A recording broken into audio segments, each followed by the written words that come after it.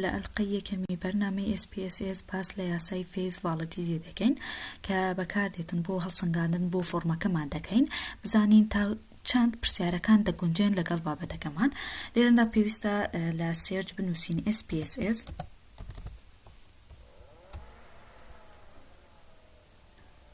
ئەم بەرنامەیە ئەگەر نەبوو پێویستە دابەزێنینە سەر کۆمپیوتەرەکەمان.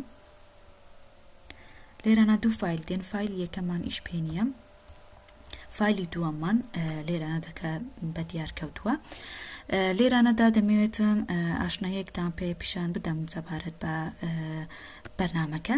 لێرانەدا ڤایریبڵ ڤیو داتا ڤیومان هەیە. ڤایریبڵ ڤیو بەکاردێتن بۆ داخڵکردنی گۆڕاوەکان و داتا ڤیو بەکاردێتن بۆ داخڵکردنی ژمارەکانمان. لێرە دوو تێبینی گرنگکە پێویستە بزانین لەسەر بەرنامەکە. لێرانەدا تێبینی یەکەممان SPSS سپیس قبول ناکاتن. ئەگەر بە نمونە ڕوونی بکەینەوە کیبۆردەکەمان دەگۆڕین بۆ کوردی. لێرانەدا لە نێم دەنووسین نێرومێ،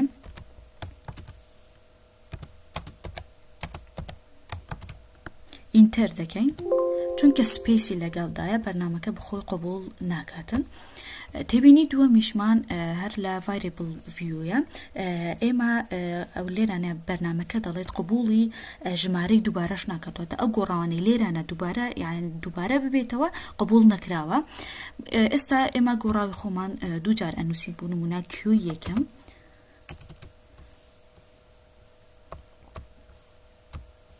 دەنووسین کیو یەکەم، دوو گۆڕاو وەکو یەک دەنووسینەوە، دیسان دەنووسین کیو یەکەم، بەخۆ بەرنامەکە دەڵێتن قبول نەکراوە چونکە دووجار دووبارە بووەتەوە. ئێستا لێرانەدا دەست بە بابەتی یەکەممان دەکەین کە ئەویش فێز ڤاڵیدیتیە. لێرانە وەکو گوتمان لە ڤایریبڵ ڤیوی ئێمە گۆڕاوەکانی خۆمان داخڵەکەین. لێرانەدا 11 گۆڕاومان هەیە، هەر 11 گۆڕاوەکانی خۆمان داخڵەکەین. کیوی دووەم، ئینتەر، کیوی سێم. لێرانە چەند گۆڕاوت هەبوون پێویستە هەموو گۆڕاوەکانت داخڵ بکەیت.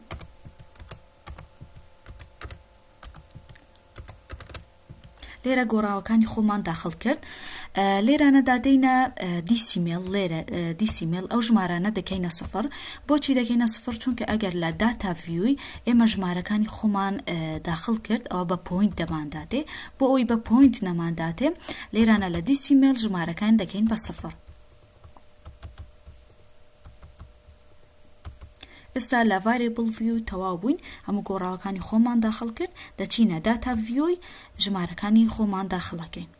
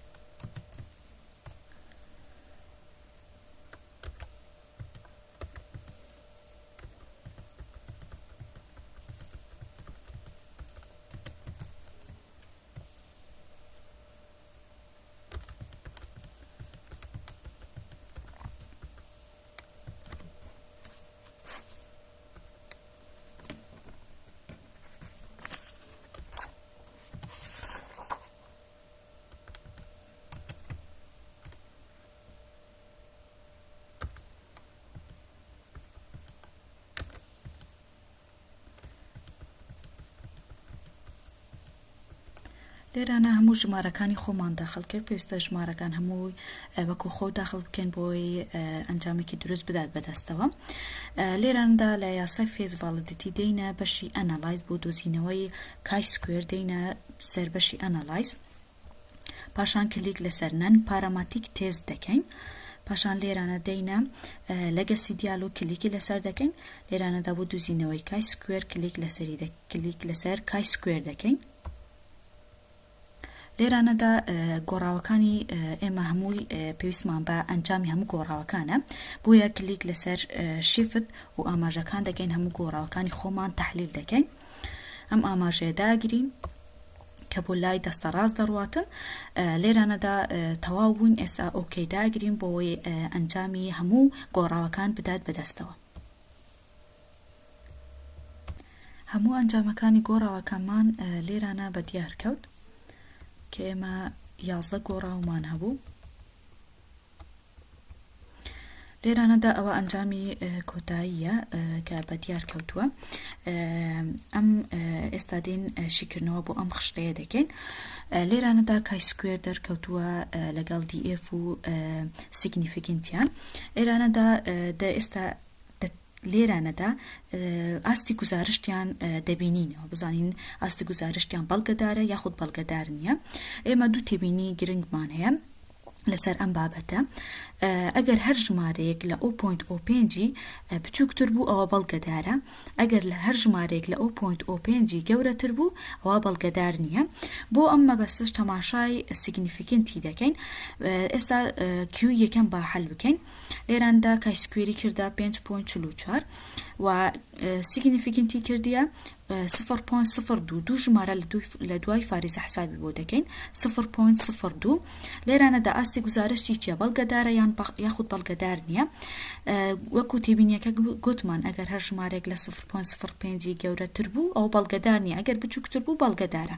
لێرانەدا ئەم ژمارەیە 0.02 گەورەترە لە 0.05 یانیش بچووکترە. لێرانەدا بچووکترە، مادەم بچووکترە ئەوە لێراندا کیوی یەکەمان واتە گۆڕاوی یەکەمان بەڵگەدارە. ئێستا تەماشای ئەکەین گۆڕاوی دووەممان بەدیار نەکەوتووە. بۆچی گۆڕاوی دووەم بەدیار نەکەوتووە؟ ئێستا ئەو تێبینیەش سەبارەت بەو گۆڕاوانەیە کە بەدیار نەکەوتون. ئەگەر هاتووە نەتیجەی یەکێک لە گۆڕاوەکانمان دەرنەچوو ئەوە ئەو کاتێک خشتەکە دەکەین کای سکوێریان لە خشتەدا دەکاتە ژمارەی شارەزایەکان، واتە چەند شارەزامان هەبوون دەکاتە ژمارەی شارەزایەکان. ئێمە لێرەنەدا 9 شارەزامان هەبوو کاتێک لە داتاڤیو ژمارەکانی خۆمان داخل کرد 9 شارەزا بوو. بۆیە کای سکوێری ئەو ژمارانە یعنی بڵێن ئەو گۆڕاوانەی کە بەدیار نەکەوتون کای سکوێریان دەکاتە ژمارەی شارەزایەکان و سیگنیفیکنتیان دەکاتە 0.00 و ئاستی گزارشتیش بە پێی سیگنیفیکنتەکە وەکو گوتمان دیاریەکەین. لێراندا گۆڕاوی دووەممان کیوی دووەممان ئێستا کای سکوێری دەکاتە 9 چونکە 9 شارەزامان هەبوو و سیگنیفیکنتی دەکاتە 0.00 و ئاستی گزارشتیش دەکاتە یعنی بەڵگەدارە. بۆچی بەڵگەدارە؟